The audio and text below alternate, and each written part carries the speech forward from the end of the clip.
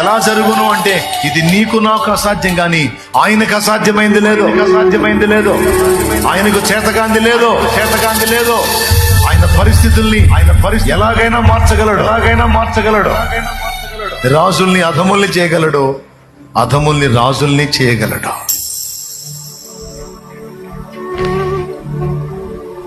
నీకేమర్థమైంది? దేవుడు ఏమంటున్నాడు? దేవుని సేవకుడు ఏమంటున్నాడు? మనుషులు ఏమనుకుంటున్నారు? నా వాళ్ళు ఏమంటున్నారు? నేనేమంటున్నాను? ఇవన్నీ తీసి ఈ రోజుతో పక్కన పెట్టేస్తా. ఇప్పటిదాకా నువ్వు అనుకున్నావు ఏదో చెత్త తీసేయి. ఇప్పటిదాకా నీ వాళ్ళు ఏదో అన్నారు విన్నావా? చెత్త తీసేయి. ఈ పరిస్థితులు మారవు, ఈ జీవితం మారదు, నీ ఆత్మీయ స్థితి మారదు, నీ బ్రతుకు మారదు, నీ ఆరోగ్య స్థితిగతులు మారవు, ఈ జీవితం ఇంతే అని ఏమేం విన్నావో అవన్నీ తులిపేశాయి. ఇప్పుడు దేవుడు పలుకుతున్నాడు, విను. ఎండిపోయిన ఎముకలారా,